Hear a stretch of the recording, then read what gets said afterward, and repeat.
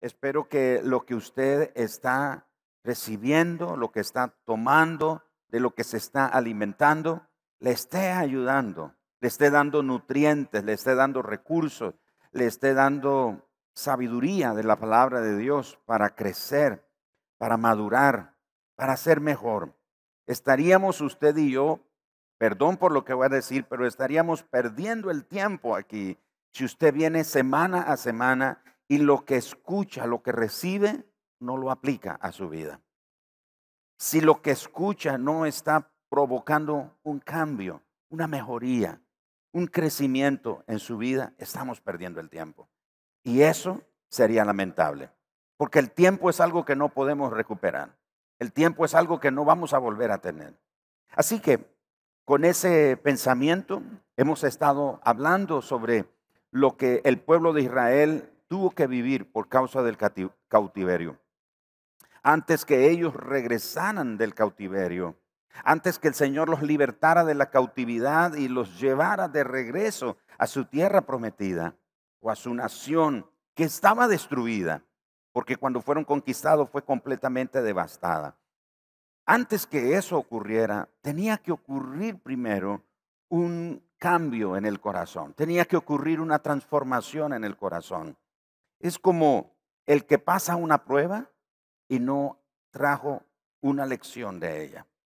Es como el que pasa una dificultad y no aprendió nada, no sacó ninguna calificación. Estaba viendo un video que Quique Pavón publicó recientemente y él dice que ha estado en conciertos en Bogotá donde hasta 80,000 personas han estado. Pero él dice, pero estuve en Málaga, dice él, donde solo llegaron 3 amigos y su familia. Eso fue toda la gente que llegó. Y él dice, si no aprendes a procesar el fracaso, no vas a estar listo para ministrar a 80,000 personas. Así que lo que usted experimenta en su caminar con el Señor, las pruebas, las dificultades, todos los procesos que Dios lo hace pasar, si usted no extrae algo bueno, sustancioso para crecer en su fe, para crecer en la gracia del Señor Jesucristo, entonces no ha servido de nada. Es lo que Dios está diciéndole a su pueblo. Ok, están felices porque van a regresar a su tierra, pero ¿qué del corazón? Problemas del corazón, y no es que tenían algún problema cardíaco, o sea, eran problemas en el corazón. El pecado fue lo que los llevó al cautiverio. Están más de 70 años en el cautiverio y ahora vienen de regreso. Qué felices, vamos de regreso para nuestra patria. Pero ¿qué aprendimos en ese proceso? ¿Qué fue lo que aprendimos? ¿Qué cosas Dios usó para mejorarnos, para madurar? Si el corazón continúa igual, estamos en serios problemas. Por eso el Señor dice, no solo celebren que van a regresar a su tierra, preparen el corazón con arrepentimiento, preparen el corazón con humillación para que realmente se pueda comprobar el verdadero fruto o significado de la libertad. Para ello, había que remover obstáculos como la confianza propia. Y lo vimos el primer domingo cuando hablamos de que era necesario que se levantara todo lo que estaba abajo. Segundo, tenía que limpiar el corazón del orgullo. Y aprendimos eso de que todo monte y collado tenía que ser bajado.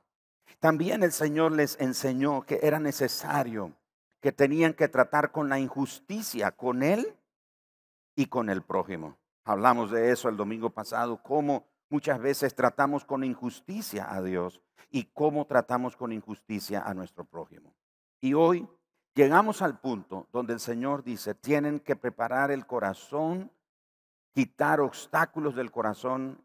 Y el último obstáculo que el Señor menciona en Isaías 40, versículo 3, verso 4 y 5, es la irreligiosidad. La irreligiosidad, lo vamos a ver en unos minutos, tiene que ver con alguien que cree una religión, pero la manera en la que vive demuestra que no cree en esa religión que profesa.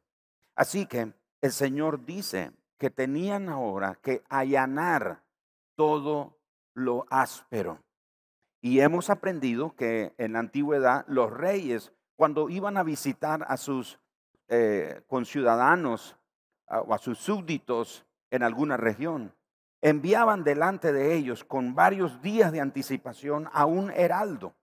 Y el heraldo o el anunciante avisaba a los pueblos o las personas de esa región: el rey viene a visitarlos, así que preparen el camino.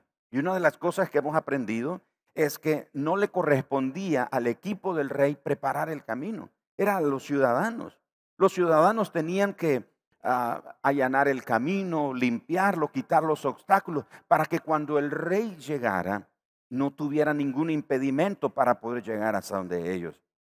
Así que aplicando eso a la vida espiritual, el Señor está diciendo por medio del profeta Isaías: limpien todos los obstáculos que hay de camino a su corazón, para que el Señor venga y habite en su corazón. Como rey se establezca en su vida, necesita limpiar su corazón de todos esos obstáculos. Por eso, Juan el Bautista preparó el corazón del pueblo, exponiendo la verdadera condición del corazón de la gente, cuando Juan el Bautista comenzó a proclamar el mensaje en el desierto. Ahora, ¿qué tiene que ver Juan el Bautista? Isaías capítulo 40 es un pasaje mesiánico, como todo el libro de Isaías. Pero capítulo 40 es mesiánico, está hablando de Jesús que vendría. Cuando dice preparen camino al Señor, ese Señor es el Mesías. Y dice que se levante la voz, que una voz anuncie. Esa voz era Juan el Bautista. Más de 700 años después, Juan el Bautista viene y comienza su ministerio predicando. Lucas capítulo 3, versos 3 al 9. Hablando de Juan el Bautista, los primeros dos versículos de Lucas 3, encontramos que Lucas nos da unos datos interesantes, muy históricos, sobre quiénes gobernaban, quiénes eran los sacerdotes en ese tiempo. Esto como para contradecir a los que refutan o afirman que la Biblia es un libro que lo escribió cualquier gente ahí, que es pura anécdotas o es pura fábulas y eso. Hay registros históricos que confirman que la palabra de Dios es lo que ella es. Así que los primeros dos versículos nos dan esos datos históricos.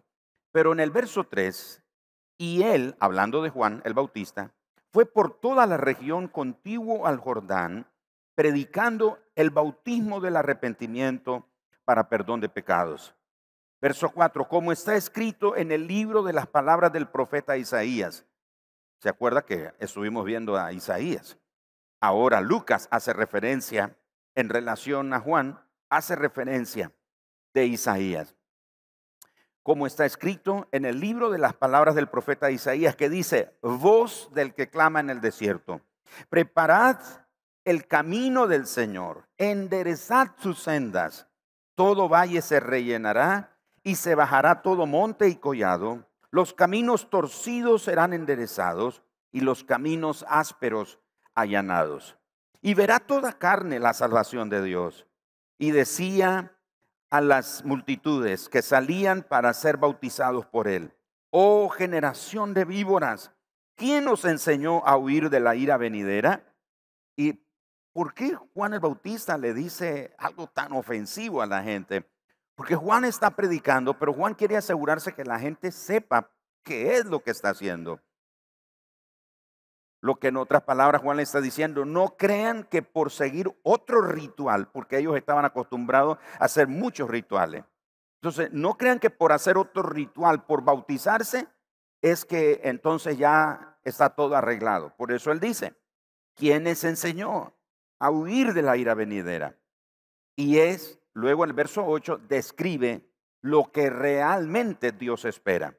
Haced pues frutos dignos de arrepentimiento, y no comencéis a decir dentro de vosotros mismos, como que eran descendientes de los del tiempo de Isaías, porque los del tiempo de Isaías decían lo mismo: tenemos a Abraham por padre, porque os digo que Dios puede levantar hijos a Abraham aún de estas piedras. y ya también el hacha está puesta a la raíz de los árboles. Por tanto, todo árbol que no da buen fruto se corta y se echa en el fuego. De manera entonces que Juan el Bautista comienza su ministerio afirmando, confirmando las palabras del profeta Isaías. Él es el vocero, él es la voz que clama en el desierto. Está preparando el camino del Señor. Y le dice a la gente lo que el Señor está esperando de ellos. Cuando el Señor dice, limpian el camino, que lo bajo sea levantado, que lo alto sea bajado, que lo torcido sea enderezado y que lo áspero sea allanado. Eso lo que quiere decir es lo que Juan dice en el versículo 8. Haced frutos dignos de arrepentimiento. Eso es lo que quiere decir, definitivamente. Hagan frutos dignos de arrepentimiento. Así que antes que ocurra un avivamiento espiritual en nuestra vida, todos necesitamos preparar el camino al Señor. El camino tiene que ver con el corazón. Tenemos que preparar nuestro corazón. Nos toca a nosotros mismos remover todo obstáculo que hay en nuestra vida que impida que el poder transformador de Dios ocurra, se manifieste en nuestra vida. Y para eso es necesario la cuarta parte de ese versículo de Isaías 40, verso 4, que se allane y alice todo lo que está áspero e irregular en nuestra vida. Esa palabra áspero es todo aquello que tiene la superficie rugosa o rasposa. Si usted, no sé cuántos habrán tenido algún accidente ahí en las paredes del edificio que usan allá los niños y que hemos usado en otros tiempos. Muchas de sus paredes son rasposas. Y usted pasa y se da una buena raspada. Y yo no sé a cuántos le ha pasado. A mí me ha pasado. Y nos raspamos. Eso es algo áspero, para que nos demos una idea. En el contexto de este pasaje, áspero se refiere a un terreno rocoso o a un terreno escabroso. Así que esa palabra áspero describe la condición de nuestro corazón. Cuando no hay arrepentimiento, nuestro corazón es escabroso, es rocoso, es rugoso, es rasposo, por decirlo de esa palabra, de esa manera. Así que describe esa palabrita la condición del corazón. Luego dice que hay que allanar. Esa palabra allanar quiere decir alisar. Es como que si esta superficie donde tengo mi iPad estuviera toda rasposa, entonces tenemos que alisarla. Y cuando la alisamos, cuando la suavizamos, entonces la condición cambia. El arrepentimiento genuino, el fruto digno de arrepentimiento, es lo que se encarga de que nuestro corazón rocoso, rasposo, pedregoso, escabroso, quede suave, quede alisado y entonces el Señor pueda trabajar en nuestra vida. Pero de nuevo, en el contexto del pasaje de Isaías 40 y de Lucas 3 que acabamos de leer, esa palabra allanar. Allanar, primero digo que es alisar, suavizar. Eso es el resultado de allanar. Pero ¿cuál es el proceso de allanar? Allanar un terreno áspero, para que eso ocurra, escuchen, es necesario arrancar, destrozar, destruir, partir, romper. Así que para que esto quede suave, liso, el proceso es doloroso. Porque hay que arrancar, hay que destrozar, hay que desbaratar, hay que romper. Me recuerdo cuando esta propiedad, y quizás los que viven o han vivido en el área, recordarán que esto era una finca. Toda esta propiedad era una finca. habían muchos árboles frutales y eso. Y cuando se compró esta propiedad y se vino a ver, pues eso era. De hecho, una compañía por ahí cerca tiraba sus aguas residuales aquí sobre la propiedad. De hecho, el terreno era bien lodoso y yo no sé si eso era lo que hacía que los árboles estuvieran tan productivos, porque el terreno estaba bien húmedo, pero eran aguas sucias.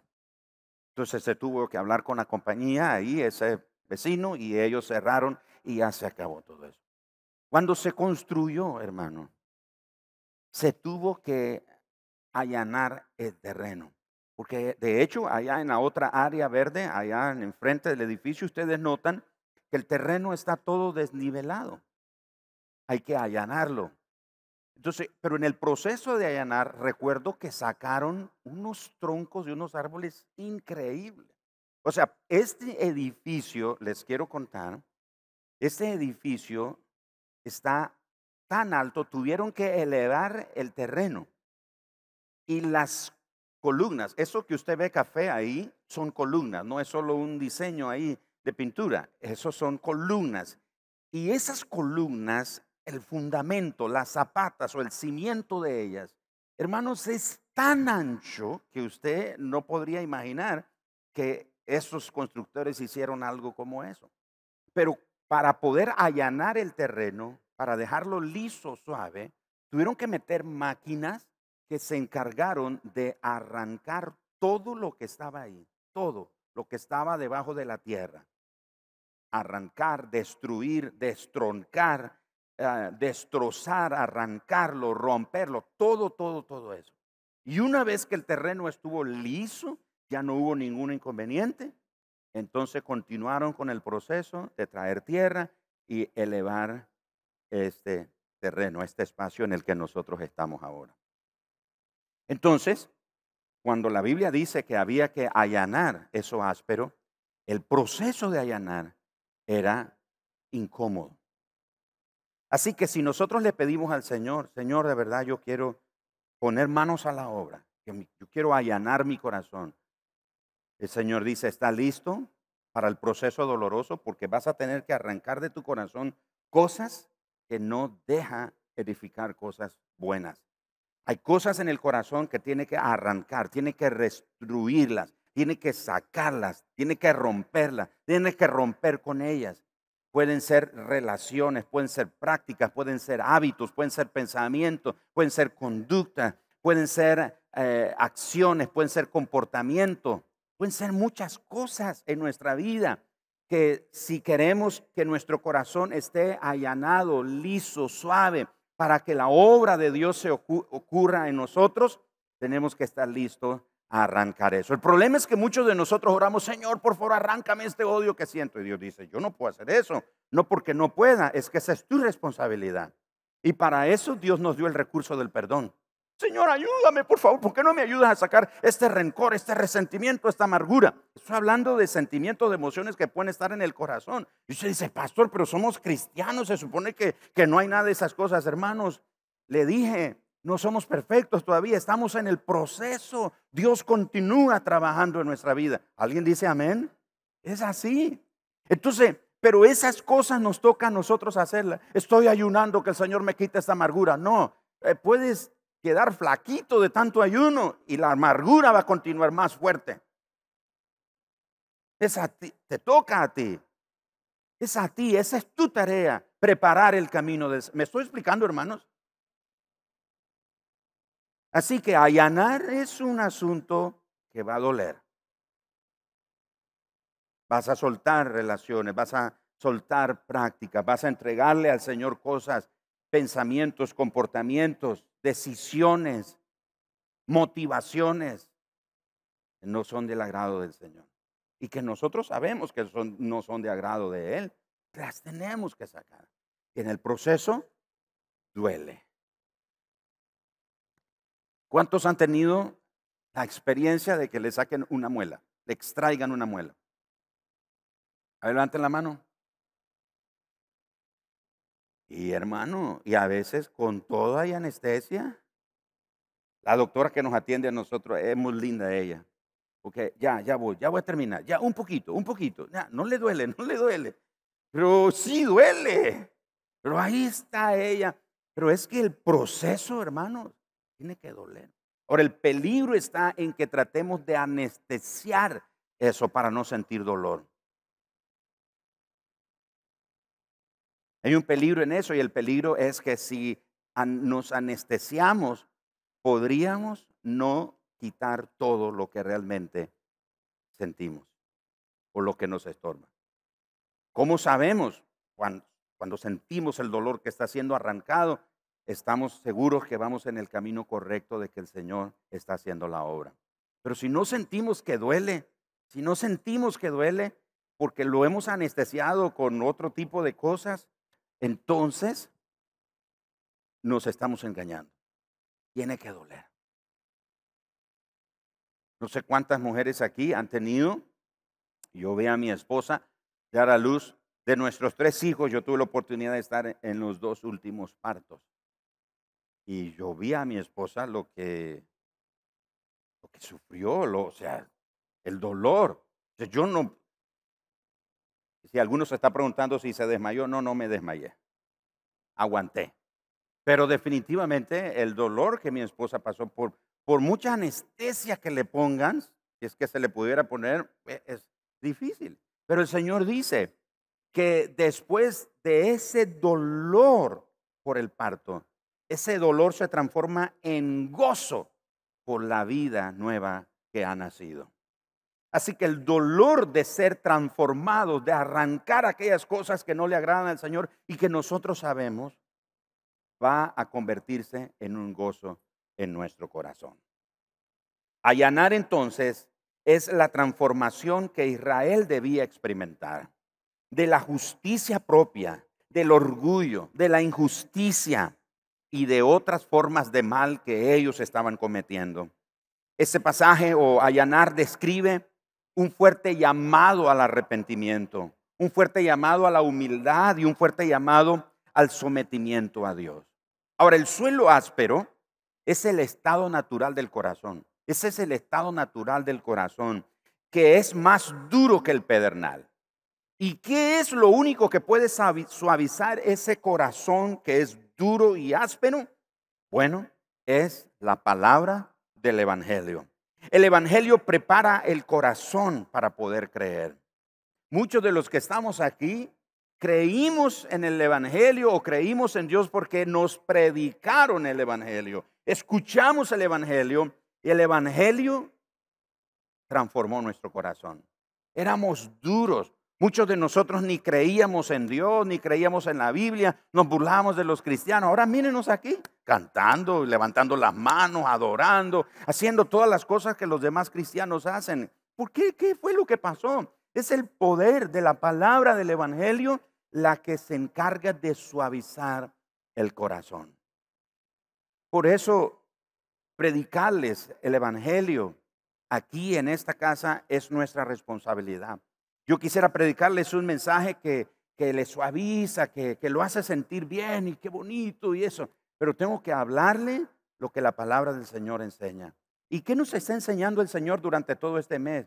Que todos necesitamos preparar el camino o nuestro corazón para que el Señor continúe reinando en nosotros. Que Él se continúe estableciendo como rey, como soberano, como Dios, como Salvador, como Redentor, como sustentador de nuestra vida. Hay tiempos que nosotros decimos, no siento la presencia de Dios, siento que ya Dios no me ama, siento que Dios no escucha mi oración, me siento frío, me siento desanimado. Y acusamos al diablo, acusamos al vecino, acusamos al pastor, acusamos al hermano, acusamos a medio mundo. No es ninguna de esas personas, es un problema en nuestro corazón que no hemos estado preparando ese corazón para que el Señor continúe viniendo todos los días a establecerse, a tomar territorio en nuestro corazón, a conquistar nuestro corazón, a conquistar nuestra vida y que Él sea por siempre el Rey y el Señor de nuestra vida. Tenemos que hacerlo. No fue necesario solo el día que recibimos a Cristo. Yo estaba sacando la cuenta una de estas noches Acabo de cumplir 38 años de estar en el Evangelio, de seguir a Jesús. 38 años. Y 38 años después, yo sigo necesitando venir todos los días delante del Señor y decir, Señor, aquí estoy. Ayúdame. Yo, Señor, no lo sé todo. Señor, te fallé. Señor, me equivoqué. Qué imprudencia que dije. ¿Qué es lo que hice, Señor? Perdona, aquí estoy. Por favor, arréglame, Señor. Aquí vengo a disponerme para que hagas conmigo lo que tienes que hacer. Tratar con mi corazón. Sensibiliza mi corazón si yo no puedo, Señor. O revélame, muéstrame qué son las cosas que no están bien en mi vida. 38 años después. No es necesario una vez, es necesario todos los días.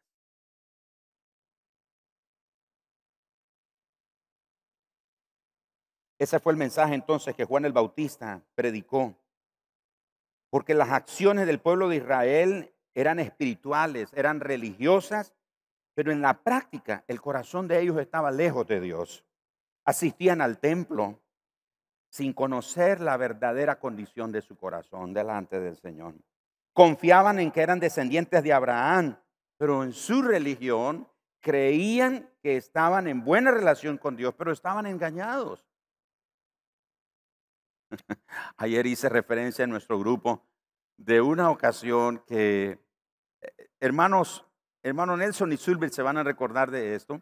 Fuimos ahí en un vecindario y no solo nosotros, toda la congregación nos movilizamos para ir a orar casa por casa, no sé cuántos se recuerdan. Y recuerdan ustedes que llegamos a una casa y yo dije, ahora les toca a ustedes. Y el hermano Nelson y Silver hicieron la introducción y presentaron qué andábamos haciendo. Y en la casa a la que fuimos, a ellos les fue también, porque en la anterior creo que nos habían dejado ahí afuera. A ellos les abrieron la puerta, pasen, entrar, y nos sentaron a la sala. Explicamos de qué se trataba la visita, que andábamos orando, tiene una necesidad. Y la esposa dice, sí, ore por nuestro matrimonio que no está bien. Y el esposo se incorpora del sofá y la queda viendo a la esposa, ¿se recuerdan ustedes? Y dice, ¿qué? Pero yo creí que estábamos bien. Y la esposa dijo, no, no estamos bien. Y el hombre no salía de su asombro. Bueno, y hablamos y ok, ahora vamos a orar. Y vamos a orar por su matrimonio. Pero el hombre decía, no, pero es que yo no lo puedo creer. Así nos pasa muchas veces. Creemos que estamos bien con Dios y el Señor nos expone con su palabra, nos muestra con su palabra por el Espíritu, nos habla, nos confronta y nos dice, hijo, necesitas arrepentirte. Siempre lo he dicho, la palabra de Dios es como el espejito que andan las mujeres. Quiero que las mujeres andan en un espejo ahí. Si usted va a encontrar algo en un bolso de una mujer, es un espejo. Eso es infaltable, porque ahí se están retocando, se están viendo. Pero cuando abre el espejo, ¿a quién se ve? ¿A quién ve? A sí misma. No ve a la vecina, a menos que se lo ponga así. La palabra de Dios es un espejo. Cuando abrimos la palabra de Dios, a quien estamos viendo en ella, es a nosotros mismos. No podemos decir, ay, qué lástima que hoy no vino, lo estoy buscando, no vino. Este mensaje es para él. Uy, si hubiera venido, pero yo le mando el link, el enlace para que lo vean a tarde, el mensaje. Porque ese mensaje es para él. Hermano, ese mensaje no es para el que no vino, ese mensaje es para nosotros. La palabra de Dios es para nosotros. Y ella nos enseña que necesitamos revisar la verdadera condición de nuestro corazón. Así que ellos estaban engañados. Eran religiosos, pero sin religión. La irreligión significa descuidar el verdadero significado de las prácticas religiosas. Para los que toman nota lo voy a repetir. Irreligión significa descuidar el verdadero significado de las prácticas religiosas. Pero ¿qué es irreligión? Irreligión es decir una cosa, pero vivir otra completamente distinta. Irreligión es profesar algo que creemos, pero en la práctica demostramos lo contrario. Irreligión es creer en Dios, pero vivir como que si Él no existiera. A mí me ha tocado hablar con gente que está con una cerveza. No, pues yo creo en Dios. El colochón y yo somos yunta. Creer en Dios, pero vivir como que si Él no existiera. Irreligión es creer en Dios, pero no conocerlo de verdad. Irreligión es el terreno áspero que hay que allanar. Pero ya vimos que es necesario que ese proceso doloroso ocurra. El camino a la irreligión.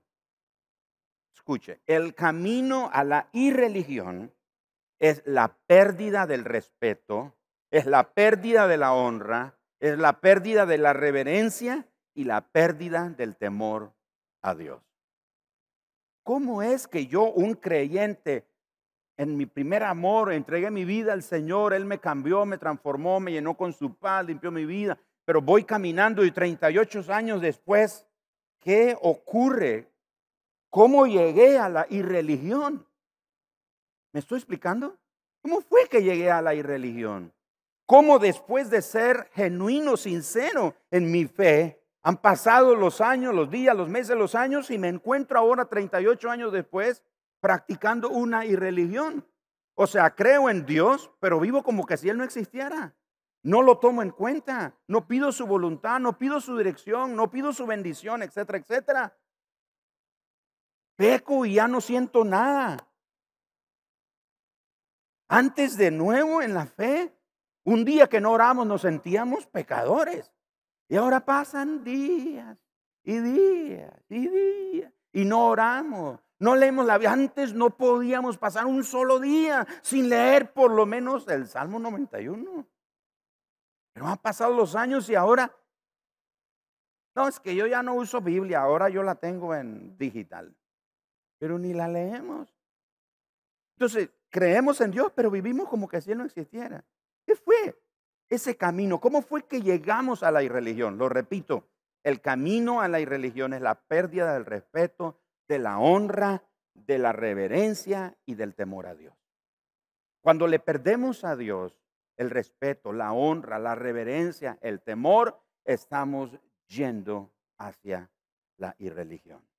Ahora, la pérdida, ¿cómo comienza la pérdida? ¿Cómo es que comenzó esa pérdida de mi temor a Dios? ¿Cómo es que comenzó esa pérdida de mi reverencia a Dios? ¿Cómo es que comencé a perder el temor a Dios? Comienza aquí. Cuando confundimos la cercanía de la relación con Dios con familiaridad y luego la rebajamos a algo común. ¿Cómo es esto? Es decir, es como todos sabemos que Dios está cerca. Él vive en nuestros corazones, ¿sí o no? Él vive en nuestros corazones. Pero caemos en familiaridad y confundimos esa cercanía que Dios tiene con nosotros, esa apertura que Él tiene con nosotros, ese acceso libre que nos ha dado a su presencia, lo confundimos con familiaridad. Y esa cercanía, al convertirla en familiaridad, llevamos lo santo a algo común. De manera que lo que para nosotros antes era santo, era sagrado, era respetuoso, era digno de temor, digno de reverencia, ahora lo vemos como algo común. Es como en el matrimonio. Mi esposa y yo vamos a cumplir 30 años, si el Señor nos permite la vida, vamos a llegar 30 años en diciembre de matrimonio. Otros pueden tener más años aquí, usted puede tener 10, 15, 20 años. Pero ¿qué ocurre? Con el paso del tiempo vamos cayendo en una familiaridad y vamos perdiendo, como hablamos ayer en nuestro grupo, vamos perdiendo esos detalles de ternura, de cuidado, de servicio, de amor, de atención. Mi esposa me preguntó una de estas noches, me mostró un obsequio que ella iba a hacer y yo estoy con mi iPad haciendo un diseño y entonces ella me dice, por favor, mírame con los ojos. Pero en otras palabras, lo que ella me está diciendo, préstame atención al grado que lo que estás haciendo no tiene más valor que yo. ¿Por qué? Porque la mayoría de los esposos vemos a nuestra esposa con el oído. Dale, habla que te estoy oyendo.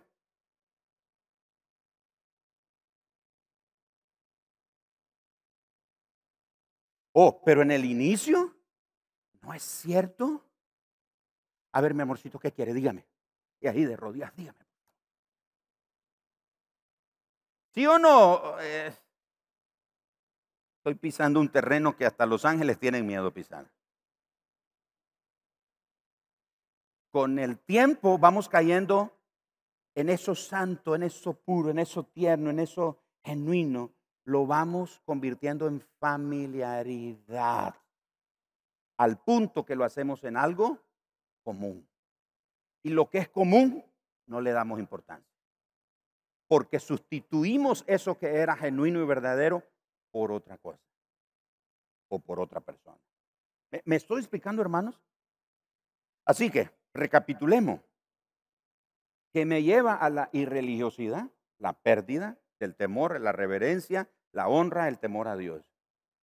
Pero esa pérdida me lleva a confundir la cercanía, la presencia santa de Dios en nosotros en una familiaridad. No, pues si el Señor sabe que Él y yo somos yuntas, somos buena onda, el Señor sabe. Yo no tengo que estar ahí tan religiosamente orando, buscando a Dios, leyendo la Biblia. Dios sabe que son otros tiempos y otra onda. Hemos convertido lo santo de Dios en común. Cuando usted viene tarde a la reunión, usted ha convertido lo santo en común. O porque si usted va a ir a ver una película, se va horas antes a hacer fila. Suelta la palabra, nadie dice eso. ¿Sí o no? Nos vamos horas antes. Y si vamos al trabajo, queremos llegar. ¿Por qué? Porque nos descuentan. No, pero es la iglesia, hombre, tomó. Nadie nos va a decir nada. El Señor sabe. El Señor sabe que estamos convirtiendo lo santo en común. Vayámonos sobre el final, porque ya los vi muy serios a ustedes. Un ejemplo de esto es Isaías 29:13. Isaías 29:13 dice, porque este pueblo se acerca a mí con su boca y con sus labios me honra, pero su corazón, ¿qué dice? Está lejos de mí, y su temor de mí no es más que un mandamiento de hombres que les ha sido enseñado. Terminemos con Marcos capítulo 7, los primeros 8 versículos. Marcos 7 nos da más luz de Isaías 29:13. Isaías 29:13 dice, este pueblo se acerca de labios, su corazón está lejos, la irreligión. Creen en mí, pero viven como que si yo no existiera. Me adoran, pero no es a mí a quien están adorando. Ofrecen su sacrificio, pero no es para mí. Porque ellos lo que han hecho es guardar mandamientos de hombre. Marcos 7, 1 al 8. Se juntaron a Jesús los fariseos y algunos de los escribas que habían venido de Jerusalén, los cuales, viendo a algunos de los discípulos de Jesús comer pan con manos inmundas, esto es, no lavadas, los condenaban. Porque los fariseos y todos los judíos, aferrándose a la tradición de los ancianos, si muchas veces no se lavan las manos, no comen. O sea, ellos estarían felices ahorita en ese asunto de lavado de manos. Verso 4. Y volviendo de la plaza, si no se lavan, no comen. Y otras muchas cosas hay que tomaron para guardar, como los lavamientos de los vasos de beber y de la jarra y de los utensilios de metal y de los lechos o de sus camas. Verso 5. Le preguntaron pues los fariseos y los escribas: ¿por qué tus discípulos no andan conforme a la tradición de los ancianos, sino que comen pan con manos inmundas? Respondiendo él les dijo: hipócritas, bien profetizó de vosotros Isaías, como está escrito: este pueblo de labios me honra, mas su corazón está lejos de mí. Pues en vano me honran, enseñando como doctrinas mandamientos de hombres, porque dejando el mandamiento de Dios, os aferráis a la tradición de los hombres, los lavamientos de los jarros y de los vasos de beber, y hacéis otras muchas cosas semejantes. La irreligión nos lleva a practicar muchas cosas, muchos rituales, muchas prácticas, hacemos muchas prácticas, pero en el fondo Dios no está.